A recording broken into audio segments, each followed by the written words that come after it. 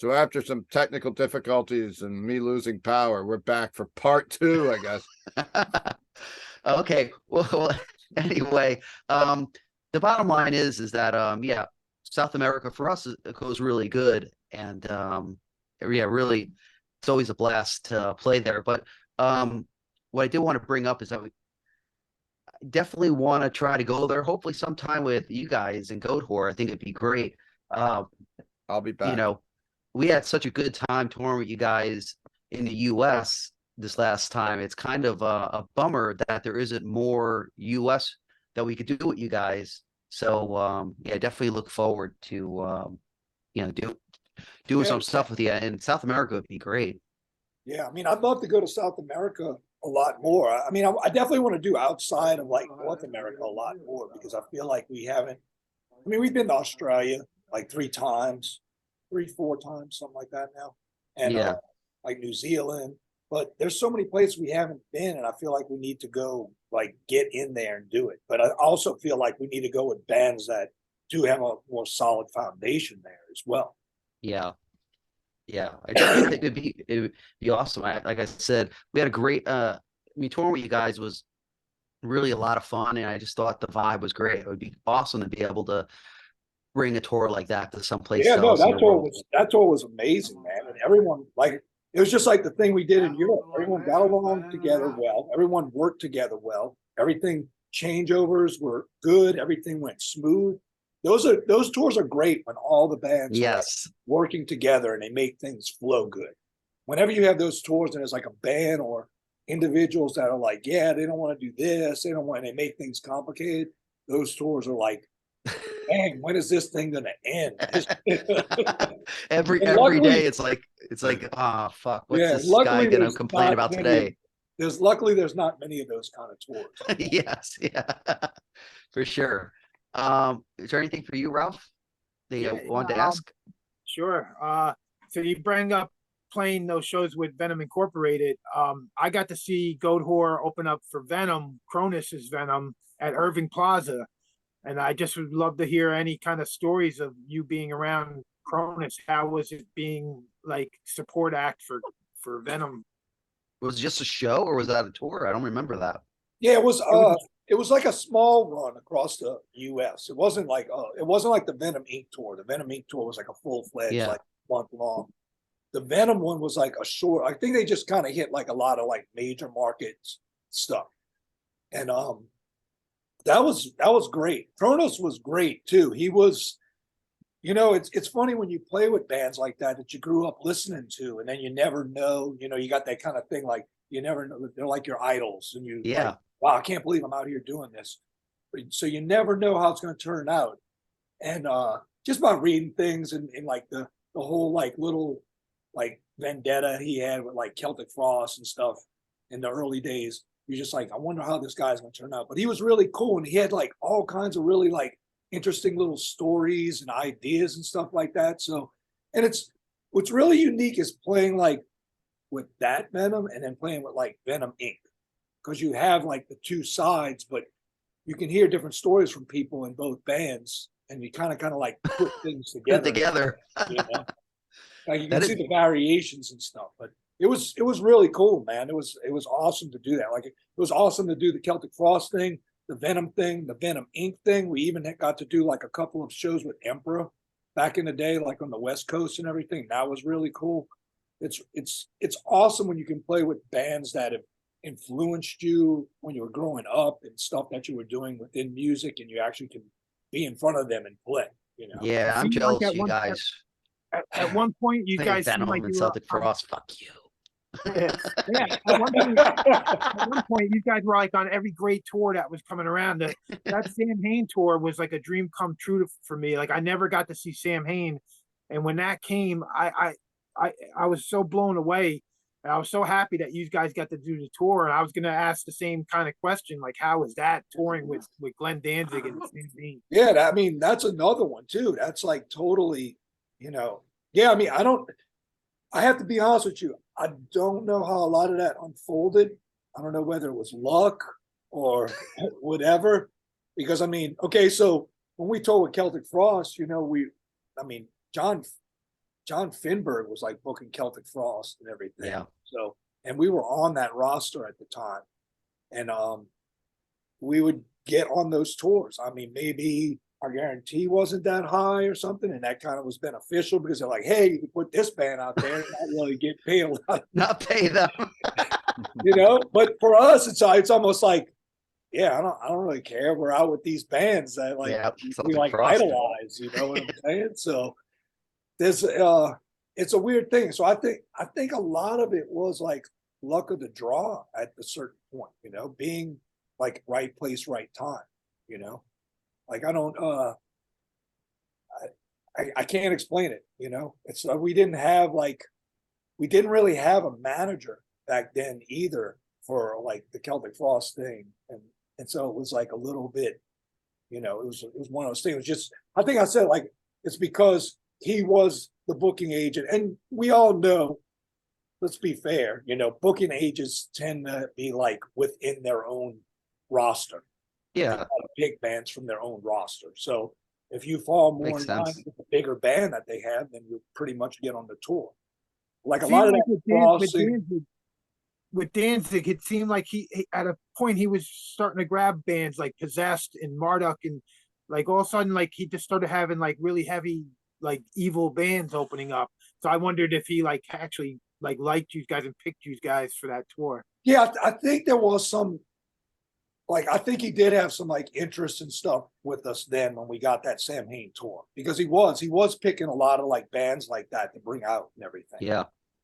So, but and I mean, I'm stoked. That was really cool as well, man. You know, that was amazing to see that. Like, who'd ever think that like Sam Hain would get back together, you know, and he'd do that? Yeah, Yeah. that was the show of the year for me. That blew away every concert tour of the whole year for me. Yeah, that was an amazing one too. I know when I stop and I look back, I mean, yeah, John, I understand you being mad at me. I would be mad. I'm just teasing. Come on. I would be mad at you too.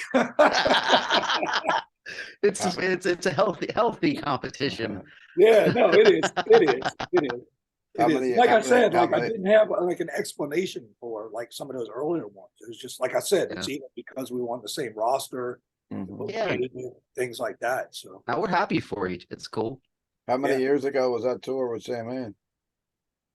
that was in like, I think it was around 2008, 2007 maybe, or Okay. man, I don't, some of those dates I'm lost on at this point in my life. Ralph, Some of them roll back and some of them don't, you know? Ralph, you're a historian. You said it was concert of the year. You must know the year. You know, I forget the exact year. Oh, we stumped the Ralph. We stumped the count. No, it wasn't like he was touring for an album or anything. He was just like all of a sudden he got Sam Hain together and did Yeah. like they only did like I think 13 shows or something, but it was a pretty rare event and one that I just never thought was going to happen, and it blew me away. The whole night was amazing, all the bands. Yeah. No, it was awesome. Midnight was on that too. Oh, Yeah. killer. Wow. Great band. And Why Die, the old hardcore punk kind of band from I forget where they're from, but they're old hardcore band. And so yeah, I got some old pictures hanging out. This is hanging out with Ben in CBGBs. Wow. Ben's wearing a choke hat and an impaled Nazarene shirt. Yeah, dude, that's crazy, man. CBGBs too. You know, like, Yeah. like to be involved in that time period too, to be able to play there and everything. That's like amazing. Like people don't know, like they don't, you can't really, and it's hard to explain to them, you know, Yeah. the whole thing of it. It's really cool.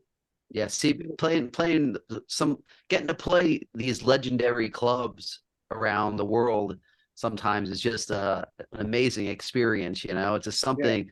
And sometimes it's magical better, about like we were talking about, like playing with bands that we idolize and grew up with. It's the same thing with some of these venues too. It was like, Yeah. you were growing up and you heard about these venues, you heard about shows at all these places, and then you're there and you're playing the place. And you're Yeah. like, You remember that weekend at CBGB's, because it was a 2-day show. I don't know if you were there hanging out both nights, but it was like Anal Cunt, yeah. Was didn't Yeah, Crowbar played one night and didn't Was Sammy playing with Crowbar?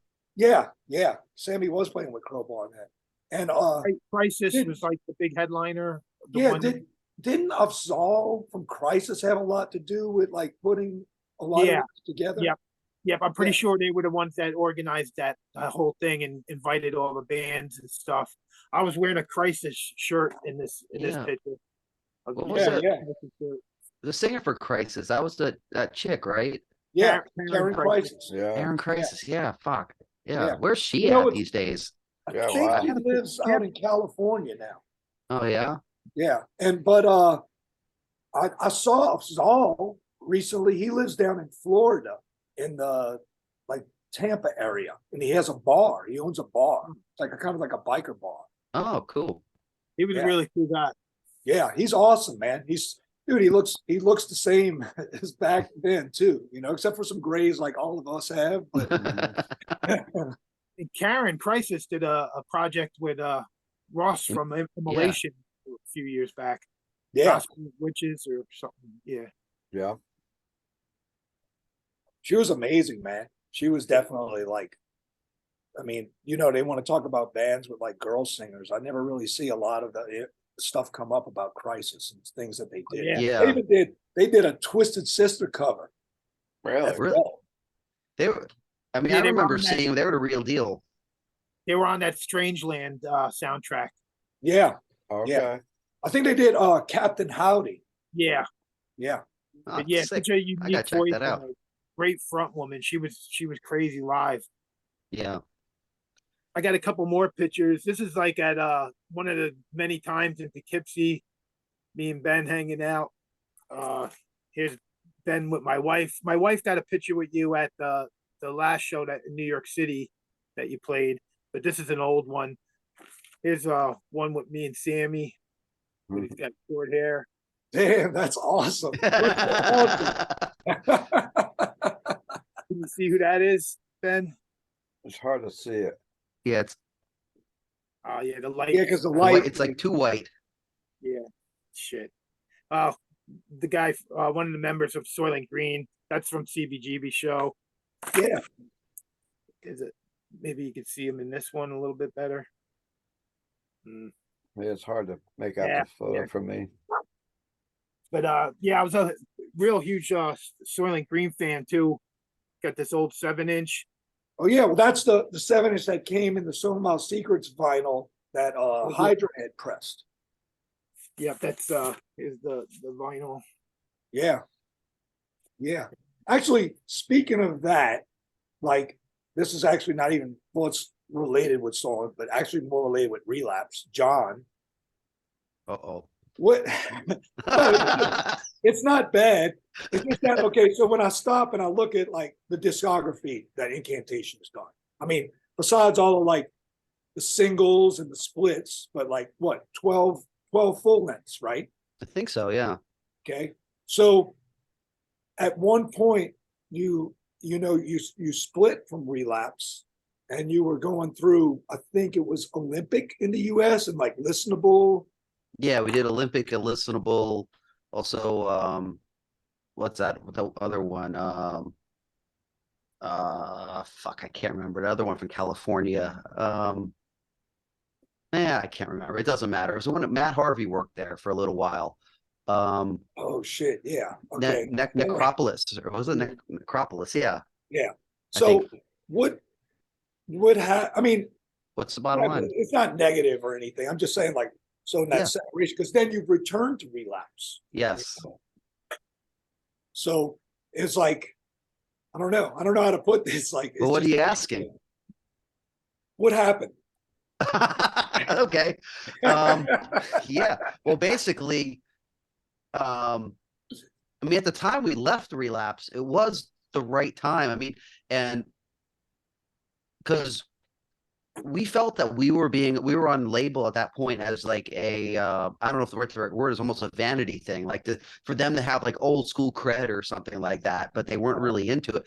They were way more into what like you were doing with Soylent Green, and then a lot of these bands like Dillinger Escape Plan and Mastodon, all this stuff, that was like totally on a different area than we were at, you know. I mean, and to be honest with it, you know, like, you know, I would say even Soylent Green, we were just like, what the hell is this, you know? Or whatever, you know. Like, you know, we just weren't into it. We were just death metal dudes, you know. I mean, Yeah, we just yeah, no, I got weren't you. interested in and the Yeah. stuff. They were getting more into more experimental stuff and more, you know, like the grindcore kind of stuff. I actually didn't even realize that Soylent Green was as good as you guys were until I decided to actually listen to you guys after touring with you. I'm like, well, this band's actually pretty good. I'm like, not even interested just because they're on Relapse. And I'm just like, who the fuck's this Soylent Green and fucking Dillinger Escape crap and all this stuff? You know, I was just be a total asshole, you know. But no, we just felt like it wasn't the right place for us. Yeah, we went to a couple of labels like Necropolis and stuff, and they, you know, the labels, they were kind of, it was the move we had to make at the time because we were going to go nowhere with Relapse and the relationship was just too strained. But at the same time, those other deals, they were fucked in their own way. I mean, listenable was good. Listenable was good until they weren't good, I guess, you know, like they were really excited to work with us and doing a great job. But then it was just like we were losing a lot of what we built up in the US with Relapse because we were signed to a French label, and they kept promising us that they were going to have more of a presence in the States, and they just never did. And then finally, after we did the last one with them, which I think was Dirge of Elysium, yeah, I was just fed up with it, and it was just coincidental that Relapse has been doing all these reissues of our other albums, and they were sending us checks for, like, you know, royalty checks. And I'm like, oh shit, you know, like finally after, like, you know, years of being on Relapse, we actually started seeing regular 6-month royalty checks from them. And I was like, you know, these guys are actually doing the right thing now, you know. And I think what happened is going back to him was just like it was the right decision because we all grew up from our pipe dreams of just learning about the music business, because Relapse was a new label. We were a new band at the time. We all had expectations that were probably not realistic on everything, and things for us as a band shot up out of nowhere, you know, like we did Onward to Golgotha, and all of a sudden we were like, you know, up on a higher level than we ever thought we would ever be as a band. So it was just like going back to them, it just, like, they wanted us back, but they were afraid to ask us for a while because they knew how much bullshit we were at when it was back with Bill Yurkevich and Matt Jacobson. Because those guys, they were just being really difficult, especially Bill was being really difficult to work with. I mean, he wanted to, like, fight us at times to like or he would let us out of our deal if I got into a fight with him and won, you know, kind of thing like that. Like it was a strained relationship, hardcore, you know. So but anyway, yeah, I mean, they basically proved to us by giving us, you know, a fair deal for the Profane Nexus sound, which is the first one we did on them. And they've been doing an amazing job ever since, but they run their label differently now. Like before, it was kind of like, I know it sounds weird, but they were doing it more out of passion or something like that. Like it was a passion thing, but at the same time, they were also getting involved with, like, the inner workings of the band and stuff, like taking sides on stuff. And my biggest problem with them back in the day was they didn't believe in me. Like they when things started falling apart with the lineup for Onward to Golgotha and stuff, instead of, like, believing in me and realizing this thing is my vision, they took sides with the other guys that were kicked out of the band, and it obviously caused a issue within the band. And that's why it's just, the 90s were great for us, but at the same time, it was a disaster for us too, like business wise. But now everything with them business wise is great, and they've been doing an amazing job with everything. I mean, we're probably doing better now overall than we ever have, and a lot of it is due to Relapse really stepping up to the plate. And I think in a way they wanted to, like, prove to us that they're not going to be assholes, and, like, they're going to let the stuff in the past be in the past and move on in a positive way. And they have done that. And I know a lot of the old bands from my generation of getting signed have different, or maybe hold grudges from back then, or look at it, in a negative way. But for me, they proved to me that they've changed and they've done the right thing. And I believe that, most people don't change, but sometimes they do change. And there's different people working there now than when we had problems. So it's not fair for me to judge them now based on 20, 30 years ago when we signed to them originally. But I guess I always had a personal issue with Relapse being not believing in me, because I was a huge part of kind of the helping them out as a label. I mean, they were doing all the work, but I was giving them suggestions. I was hooking them up with contacts. I gave them my contacts to, like, Amorphous, a bunch of bands back then. I got them in the loop with a lot of bands I was working with or friends with and stuff like that. And I just felt like they kind of like got to a certain level and were just like, I wasn't important anymore. Like, they got everything out of me they needed, and they, were moving on to whatever the next trend was and left us out in the cold. But, now it's totally great with them. But I mean, it was the right move for us to make. I mean, we got offers from other labels that were pretty good, but it was just like Relapse is the right label for us. Even, Yeah. I think they love what we do musically. They love the fact that we're just assholes that play our own stuff and don't give a fuck about, the trends or anything like that. I mean, I know you guys had some issues with Relapse too, and the time that time in Relapse's history, they were kind of a mess, and they were really trying to, I think, push the commercial side of the label with signing a lot more diverse bands or different styles of stuff. And for an old death metal dude like myself, I was like, who the fuck are all these bands? It's like putting all this crap. Like, let's put out the Goatwhore album, do something metal, don't put out, Dillinger Escape Plan or something like that. To me, my mindset at that time is that was them like selling out. I know that was just them moving on and trying to survive as a label now, but I was looking at it from my side. Yeah. No, I totally get it. That's awesome. I'm glad that you explained all that. That's great. I mean, dude, y'all have done a lot of stuff since night. I mean, okay, so Onward came out 1990, right? 92. No, it was 92.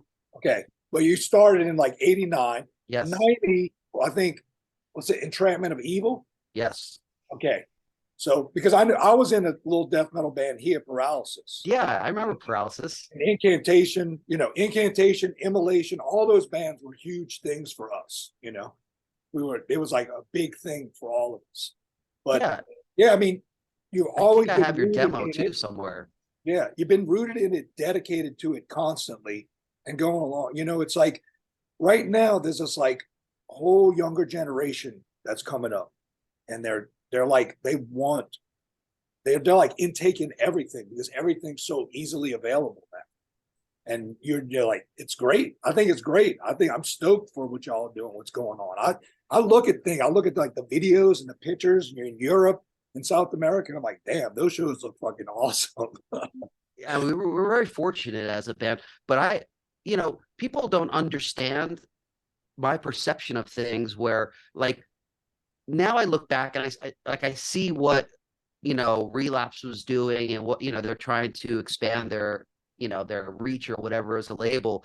But if you look at it from that time period, you're just like, like they have a different vision of what was going on than I did. I was pretty much a death metal like elitist kind of person. It was my life. I was dedicated to death metal, and when the label that we're working on is starting to like venture out into these other weird things or whatever, which are also underground and cool, but at that time was just not on my radar. It was just like, I wanted just to fucking like, I looked at it like, why aren't they thinking like I'm thinking? Like they're they were making the right decisions for them. It just wasn't the right decisions for us. Like, we were getting pissed when we put out our Infernal Storm album.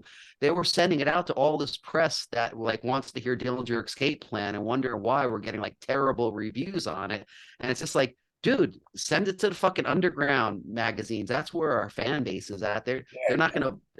Don't worry about fucking Outburn or some other magazine that doesn't give a fuck about what we're doing. And it's for a different crowd. Yeah, and that was part of our issue with them. But I know you guys had some issues with them too, with Soilent Green. I don't know if there's anything you want to elaborate Yeah, on. it was just, it was just different little things. They did that. They definitely did, like you said, with the money. Like I remember like some things shifted, but I think they were always working to make things better just between them and artists. Yeah. I think they finally hired on like better like accountants, better people in charge of this and that, to be like have more employees on to take care of a lot of things. But within that, they had so much going on. I mean, as being older now too, I look back at it, I'm like, yeah, I can understand this, I can understand that, I can see it. No grudges or anything like that. When you're younger, you don't see it though, No, because you're like, I mean, well, the thing is when you're younger too, your emotion is highly attached to what you're doing. And so you take offense when people like step on the emotion.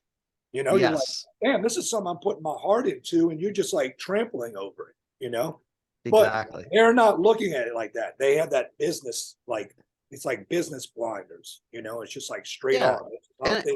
We have to do this to stay alive. We have to do these things to make stuff happen. And it's the reality of it is, if Relapse didn't go in the direction of signing bands like you guys, and then some of the more experimental bands, they might not be where they are.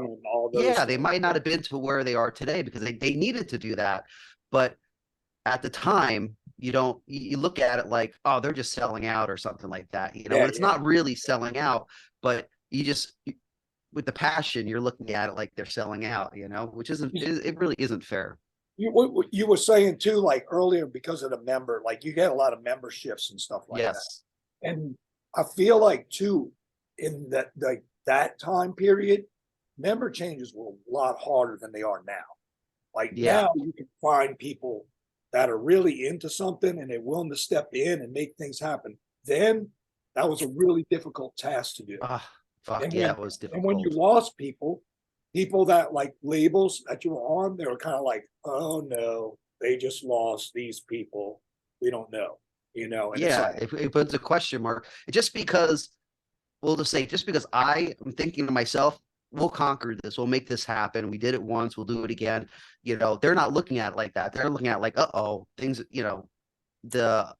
the whole template is fucked up. Maybe it'll never be to where they are again. And it does happen sometimes. So it's a legitimate thing to be concerned about. Plus, if Relapse would have continued putting out just death metal, they would be nowhere now, because at that time, when those Dillinger Escape Plans and bands like that were coming out, death metal was at such a low as far as sales go. How are you gonna pay the bills in the office? So I mean it's peaks and valleys, and we, us being older now too, we've seen it. We see how it goes.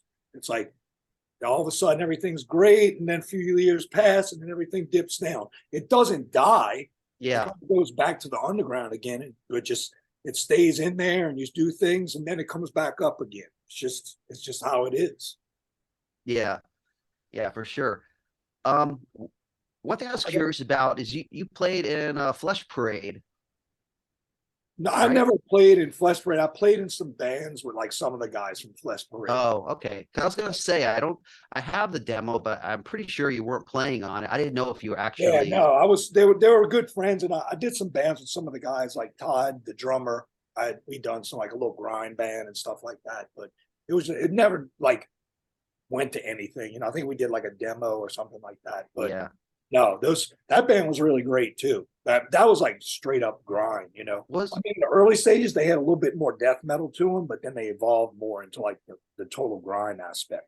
Yeah, because I remember getting the demo from those guys. I couldn't remember if I sent it to me or if we got it at our show in Huntsville, where they might have played a show we were doing like early on or something. But I just wasn't sure, because I somehow you get caught up in that mix. I don't know, as far as being at Flesh Parade or something, but well, just a scene. Everybody thinks everybody's involved with everything down here. Yeah, that's cool. And I don't know. I mean, the question that I know most people probably want to know about, and I hate to ask about it, is the Soylent Green situation. I know that's been like dead forever. Is it going to be dead forever? It's kind of hard to like. It's not hard to explain. I mean, Tommy plays drums and Crowbar. Crowbar's constantly busy. Brian, he's like a dad. I actually just went and visited him last week. It was really awesome. He's got 3 kids, a little girl and 2 boys, and they're amazing cool. individuals. And you know, we could do. We were talking about doing some things, maybe some fest stuff and stuff. Nothing really detailed because he's like more like family oriented at this point and can't get out too much. Yeah. But it's hard to like sort it out too because of Tommy's schedules with Crowbar. Yeah. You know, it's like in the plan ahead, you have to be like, if you're going to do a fest, you got to like lock it in and everything. And then what if a Crowbar tour pops up and they're doing something huge? And then it's like, we can't do it. So we have talked about it and we've kind of like went through the cycle. We're trying to sort it out, but it's just solidifying like a proper schedule where Tommy can be like, okay, I can do this. Let's do something. I mean, I don't really think it'll ever do any new music, but I could be wrong. But also, you know, we're all getting a little older and that kind of shit's getting definitely harder to do. Yeah. But, Well, I mean, for me, it's fine. I mean, I love the Goatwhore stuff, and I think it's you know, it seems like the perfect place for you. I know a lot of people, you know, like you from the Soilent Green days and stuff like that. I mean, I don't hate you from the Soilent Green days, but I think you're doing great with Goatwhore. And like I said, after doing the tour with you guys, I have even more of a respect for you guys than I did beforehand. Always been a fan, but just watching you guys kill it every night was just a total blast, you know? yeah, no, that whole thing was great. And you got, dude, the guys you have with you now are fucking awesome. You know, Luke, Chuck, Charlie, fucking for live. That's fucking, they're great dudes, man. They fucking rip. All of them are fucking shredders, dude. Yeah, it's Like, really it's a lot of fun to play with those guys. It's amazing. Yeah, I cherish all the moments. It's gotta feel really good too when you get a like since you've been through a lot of shifts, people that are like into it and like on the same path as you. Yes.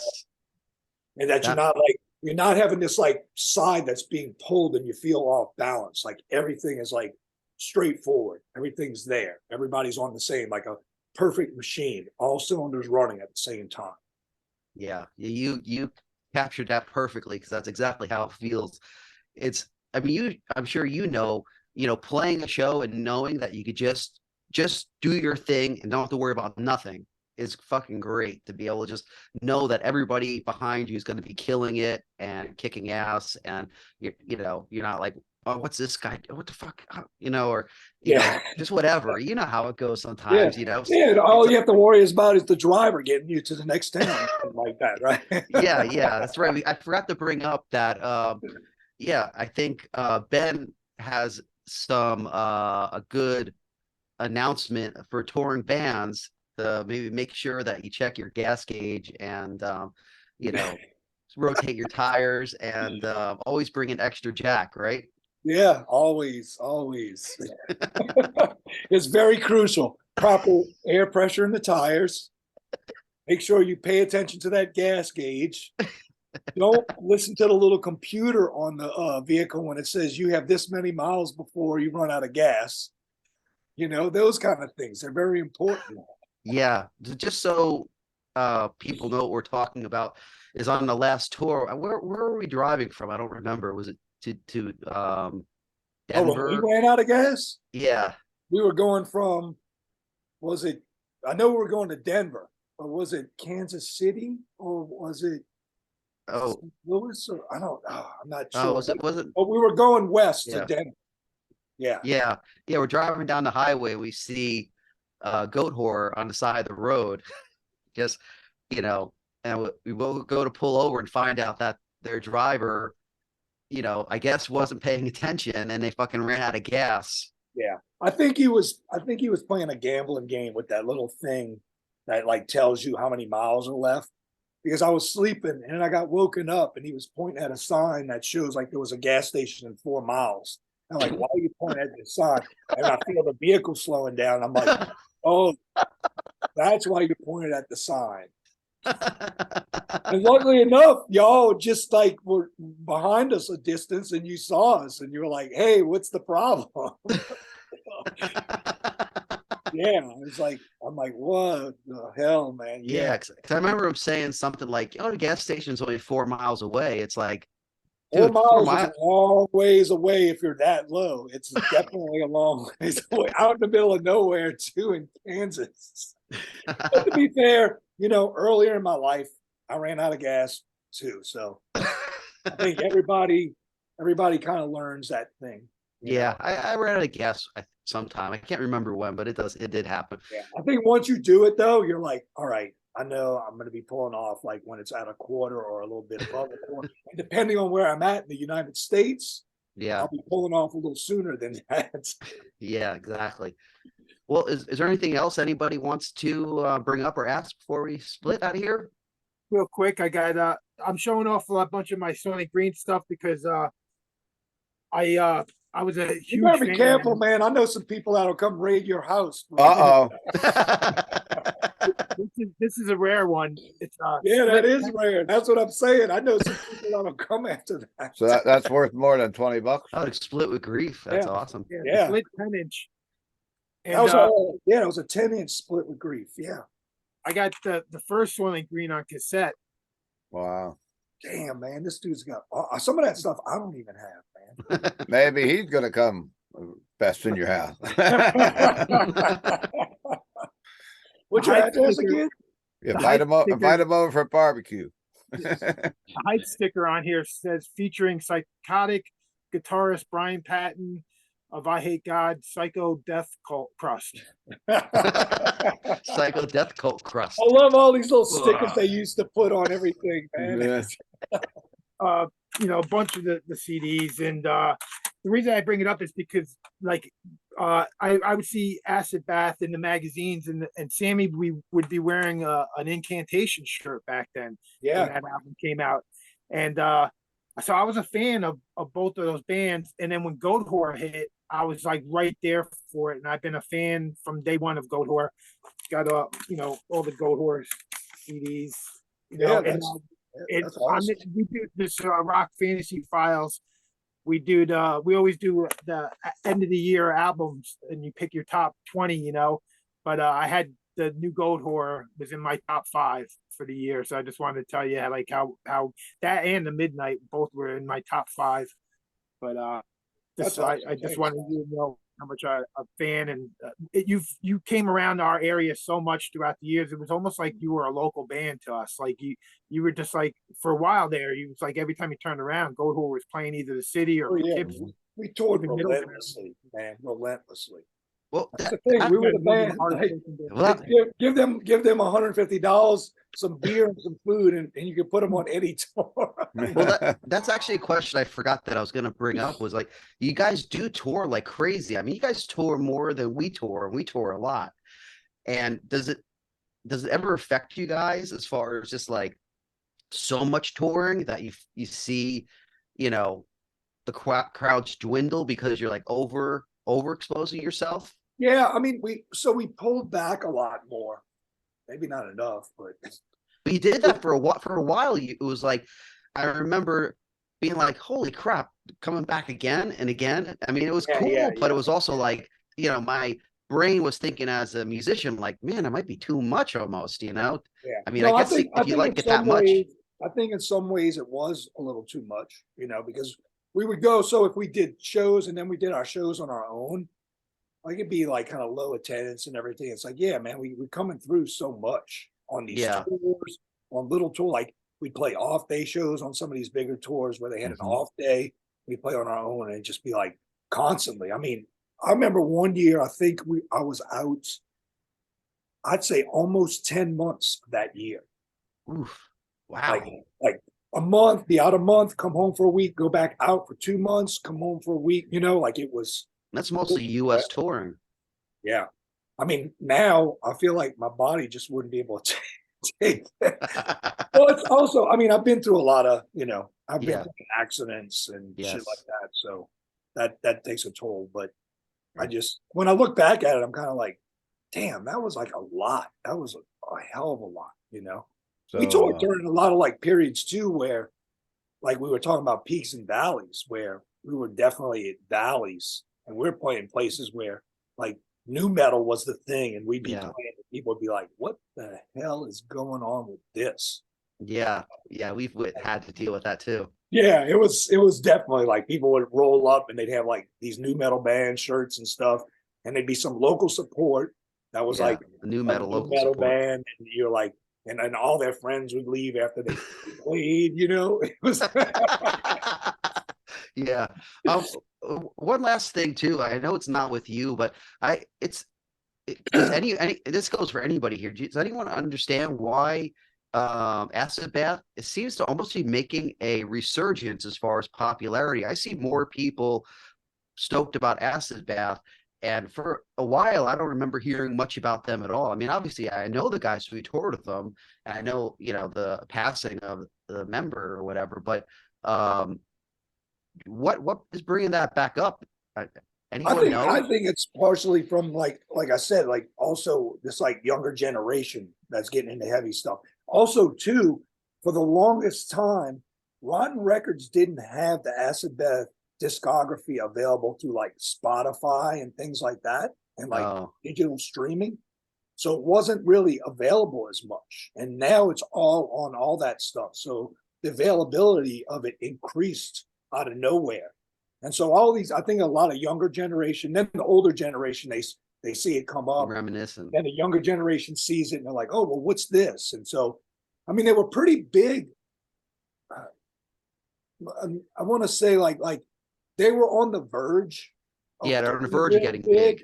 And then the stuff happened, like Audie got killed in that car accident with the drunk driver and stuff like that. And then the band kind of like fell apart, stuff like that. But they were definitely on the verge, because a lot of those old records they put out, like I've looked up SoundScan stuff, and they sound scanned a good bit back then, like 60,000 units. Yeah. One of them, So, it has that. And so I think it's just like, I think that's the thing coming full circle. Like it's coming back around, and there's a younger generation that's coming up now, and they're going back to these older things, and they're picking it out, and they're like, oh my God, what's this? And also, Sammy's a huge Instagram star now, so that helps as well. I guess seen Sammy do an interview on Jamie Josta from Hatebreed's podcasting, and he was talking about how he was going to fly out or drive out to somewhere where he was going to be jamming with an acid bath cover band.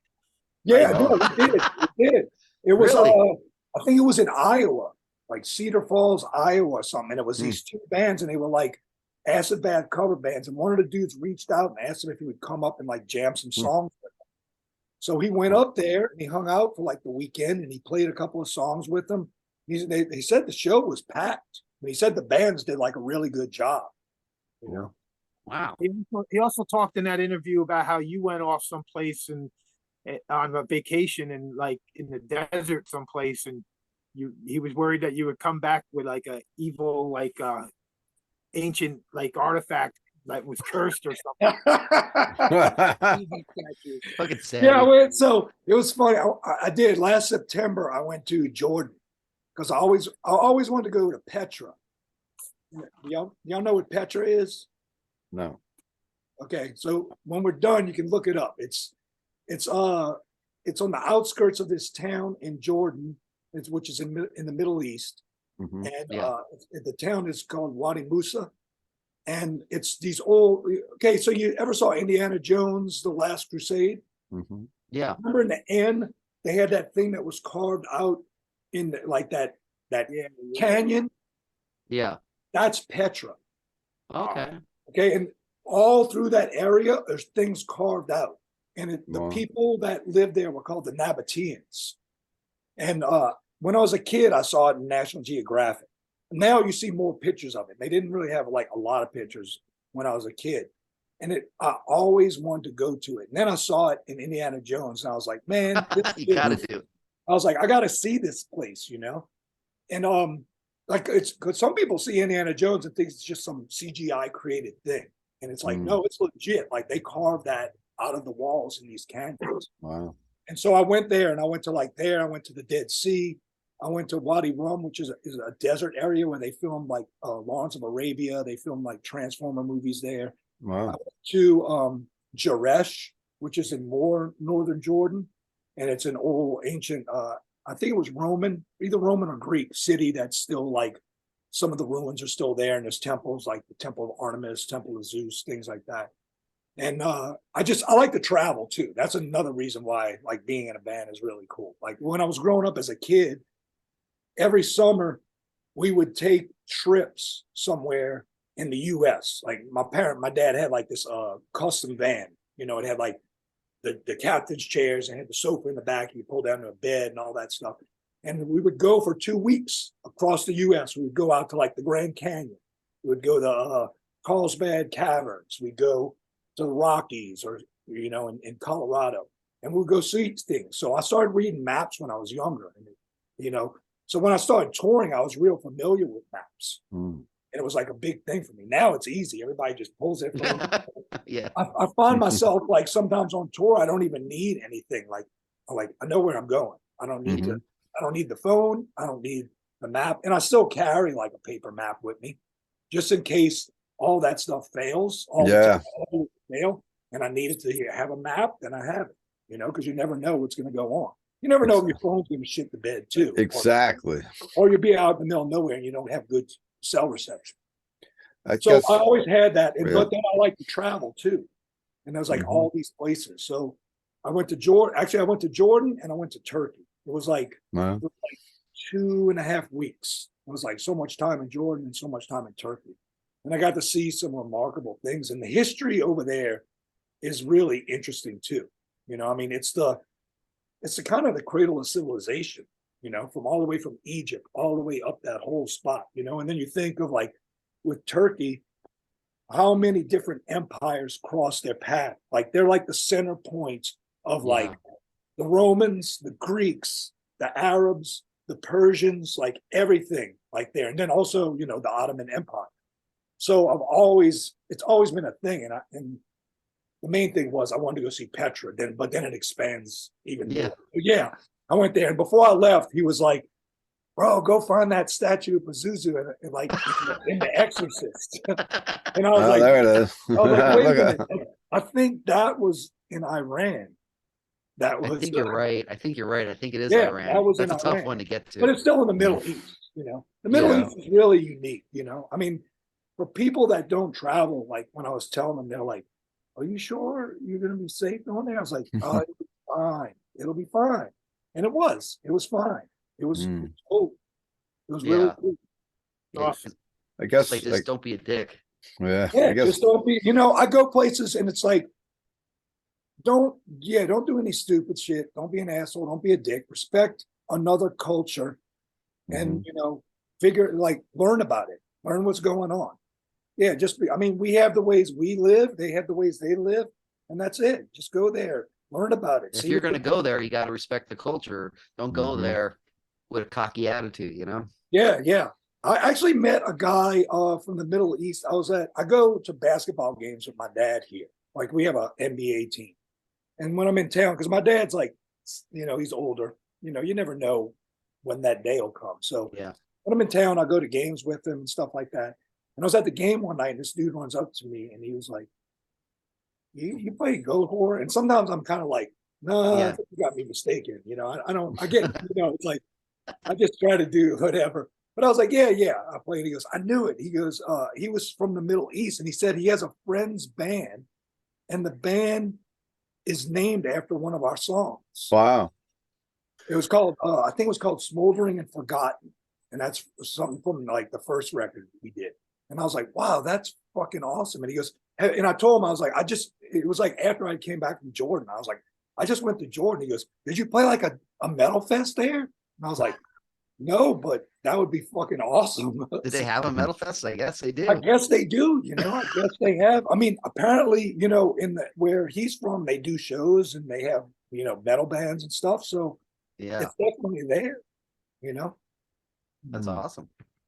So I guess it's amazing. But yeah, I like to travel a lot. So I went there. Sammy sent me on a quest to find the statue of Pazuzu.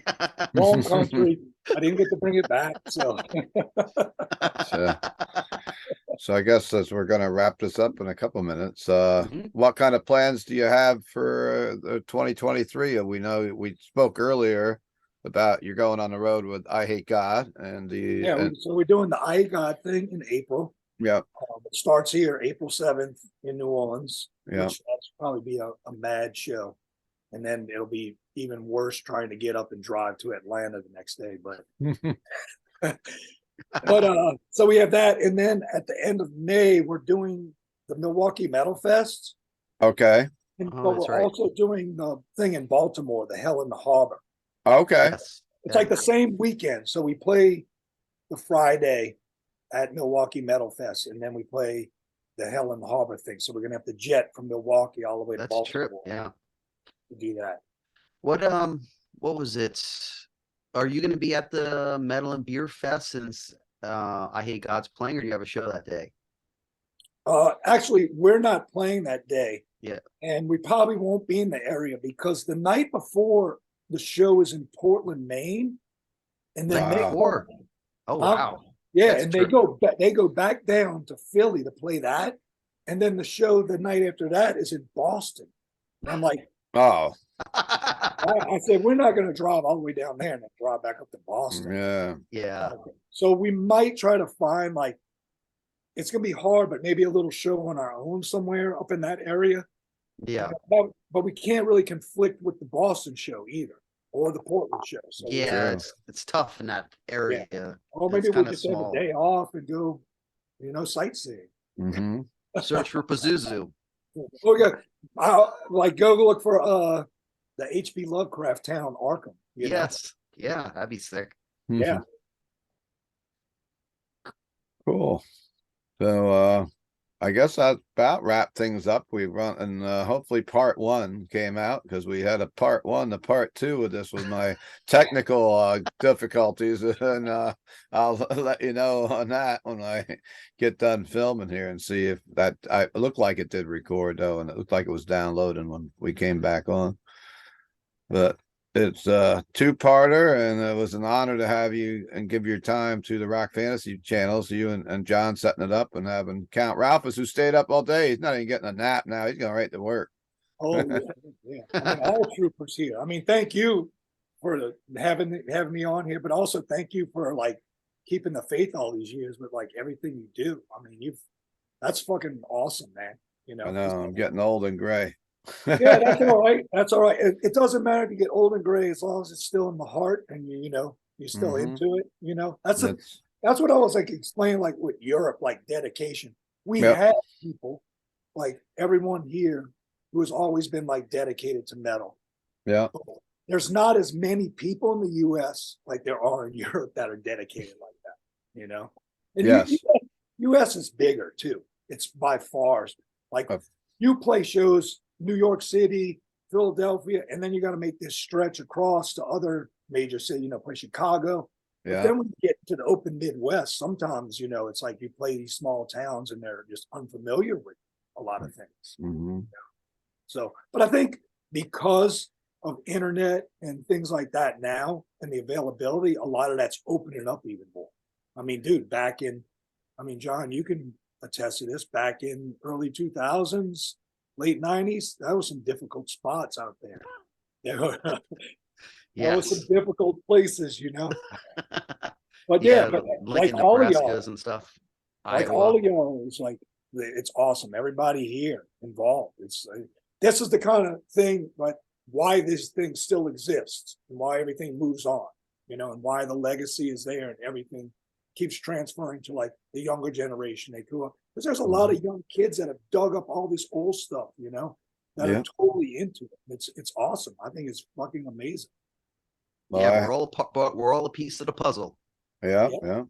And I hope to catch you at your St. Vitus gig. I think one of my buddies is already talking about dragging me down to that. It's a busy weekend in New York. We were just talking about last night that you've got the Philly Beer Fest. You've got Morbid Angel floating around that weekend. You got Oh Carcass. yeah, floating yeah, around. yeah. There's So, a I lot know- going on those 3 or 4 days Yeah. in the New York, PA area, I guess, It's tri-state actually area. good you're doing with I Hate God, which brings a little bit different crowd. So hopefully it won't conflict with, every other tour that's happening then. We were actually supposed to tour around then too, and we seen how congested it was. We were just like, oh, fuck this. We're not going to just compete with every fucking band out there, you know? Mhm. Well, that there was a lot of like last summer, like because everybody was like, it's just a little bit after all that lockdown stuff, everybody was trying to get out. It was just a flood of bands just on top of each other, and it was terrible.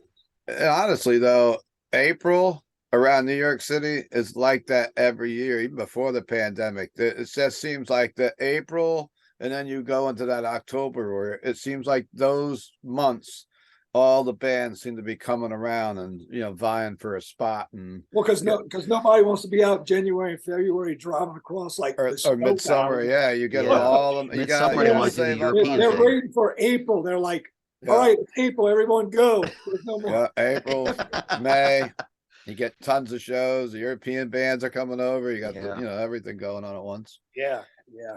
Oh wait, Well, so I do have one thing to say. yeah. I was reading recently. It's just based on European bands, like the increase of like visas for them to come over. I mean, it's already tough for European bands to come over, and now they're increasing the fees even more for these bands. Are they? I had heard that from one of my customers also. He said, any of your bands that you really are passionate about in Europe, and I am a lot. And he said, go see them because a lot of them aren't going to be able to afford to come over. A few of them were struggling last time they came through, I guess. So Yeah, a lot of like the visa fees have gone up. Like, I think somebody was saying it was like 200 and something% the fee was going up. Oof. well, I was like, remember "Man, they gotta-" me and John were talking off camera a couple weeks ago on the phone how much it cost him to get to Europe last time. How much the Yeah. not visa wise, but flight wise and expenses. Oh yeah, well, let's talk about that real quick. I know we're about to end, but John, going there and also like when we went, so the nightliner went up drastically Oh, in I know. cost, you know, and then also yes, flights, sorting out flights, because also you want to try to sort flights where you have a decent layover if you have layovers, so your gear transfers to the plane. Like you don't want like a 30-minute layover because you're going to lose some kind of gear and then you're going to be wrestling with that. But yeah, there's extra fees. And also now, because ever since the Brexit thing happened, you're required, like if you're in Europe and you're crossing into the UK and you have rental gear, you have to have a carnet. Yeah. It costs like about €1,000 to Wow. present to the UK immigration to prove that this gear is coming in, it's renting, and we're taking it back out. We're not selling it, stuff like that. So there are additional fees as far as, you know, when US bands go over there. But the European bands come over here, I think, are getting hit even harder as Yeah. far as that goes.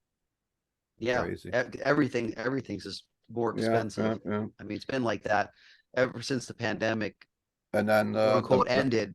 The inflation just fucked everything up. there's Yeah. a lot of talk over in Europe on the merch cuts from venues too. I see Smear was talking about on his Facebook, and I've just read a little bit about that too. Yeah, I mean, those, you know, it's always been around in the US in certain places, mostly bigger venues and stuff like that, like Yeah.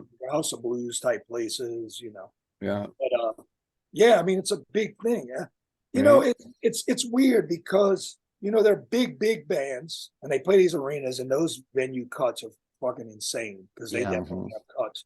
But when you get on this level, every amount of money a band makes on this level is crucial for touring. Every bit of it, because of the gas costs, because of whatever fees, renting a van, owning a van, having a trailer, any of that stuff. It all costs a lot of money, and all that money has to come back and help all that stuff out. And you're like, even if you're like bringing extras, a driver, a merch person, you know, whatever, a tech, It's all Sure. expenses. all of this money, you know, $140 out of your merch in a night. I mean, that's like a tank or two of gas. Yeah. You know, and you got to give a venue a cut, We talk about every night. a promoter a cut. It's like, it's just a little, you know, some people are like, yeah, that's not much. Like, that's, you know, 2 tanks of gas. That's a good 8-hour drive. Yeah. Yeah. You know? So Yeah.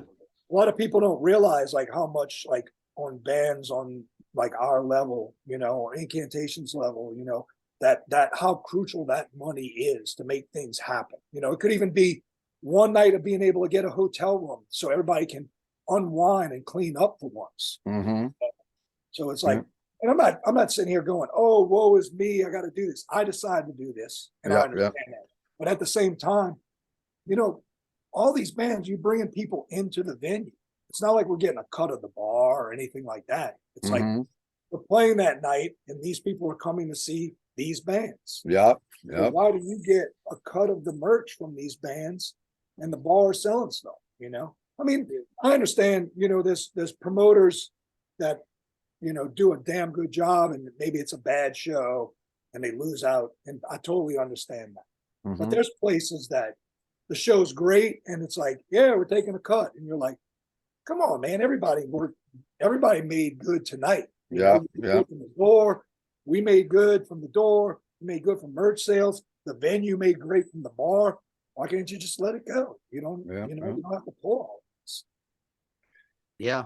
Yeah, for sure, crazy. for sure. Merch sales are super important on tour. You have a couple bad merch sale nights, it can really fuck you up, you know, especially if they're taking a cut. Like, if you have a couple of bad nights and they take a merch cut, it's just like, dude, you know, you can really screw up the bottom line on trying to just cover expenses and stuff. It's just crazy. Yeah, and not only that, people like, you want to try to sell your stuff for a reasonable price. Yes. There's so many things for, and you want to be able to sell it so people want to buy it. And then when they come in with these percentages, then you're kind of forced. I'm going to have to jack some of raise these it up, and then people are going, "Oh my god, that T-shirt's $50 now." Yeah. Well, and the companies are making them are charging you more for them now. Oh, they are. Yeah. Well, so your profit margin already is lower than you were making before, and then the venue wants to add a cut. We could do a whole episode on merchandise and inflation and touring, I think, one day, just for the ins and outs. But it's been just me selling concert shirts, you know, buying them from whatever companies. We've gone from, you know, for years, they were $15 in my store. Yeah. Then they went to $20, and that was for years. And now we're at $25 a shirt, a retail on a record store, not even on a tour. And hoodies are like $60 in my store. Like if you buy a Pink Floyd hoodie or whatever, dark funeral hoodie or whatever, you know, and hoodies, it's hard to get. And even me buying my T-shirts that we print for my store have gone up crazy. And so it's just it's not getting any easier out there, but hey, so, you know, if you are watching this, when you go see a band, it's important to buy that merchandise, you know, don't buy it on Amazon. This hoodie cost me $80 at the Merciful Fate show. No, sure. $80. That's worth. That's a nice one. That's a nice hoodie for $80. So I like that one. It would be good if the bands could all organize though, and like maybe like write these clubs that take that merch cut like that. Because as just a fan, I can't imagine that. Like that's how no one's selling the albums that they used to. Used to get a good cut from selling a lot of albums, but now everybody's stealing it all, and so it's like that's what they need is that merch money. So that I totally get what Ben's saying there. I wish they could all organize together and say, you know what, we're going to do this tour, and we're not playing any clubs that take a cut. And if everybody else would join in on that, then these clubs would have to change their bullshit, you know? True, I guess. No, don't get me. There's venues that don't take anything. Yeah. They're totally on to it, and they're just like, and it's funny because I remember earlier, like touring, there was some venues you get to that did take a cut, and like you'd be sitting there and the person would walk up and they go, "There's gonna be a percentage tonight," and you kind of look at them and they go, "You act like this is strange." And I'm like, "Yeah, because I just played 6 places that didn't." It is strange. So speaking of merchandise, let's say somebody's watching this and they can't get the show. So where are we going to buy some Goatwhore shirts? You got a website or something that we're going to send everybody to go check it out and buy some merch right now? You don't have to wait. Yeah, I mean, we got 2 actually. We have I mean, besides like Metal Blade has like all our records and stuff, and they have like some select shirts. We have a printing company here, Inferno Screen Printing. And they do all kinds of bands, you know, they press for all kinds of stuff. And we have a web store on their site. And then our good friend Patrick, who has PM Star, he has a site with all of our stuff as well. Cool. So, and those links are like on our like social media stuff. Sure. We're always posting about it and everything like that. Okay, great. Well, I guess we ought to wrap this up. What do you say, John? You got anything you want to add to? I've got to actually run and do something. So it's been fun, and once again, I thanks I for think we're good. thanks for doing this tonight, and we'll see you next time. And hit like and subscribe and all that jazz for the Rock Fantasy channel if you dig what we're doing. All right. Definitely. We'll see you soon. I hope to see you in a couple weeks or month or whatever it is when you're down in New York, buddy. Yes, sir. All right. Supposed to see John that weekend too. It's a Thursday for Ben and Saturday for John. If I can pull this off, I'm an old man traveling. You got one of these young Just metal watch your kids. gas gauge. Yeah, we gotta get around. All right, guys. See. Take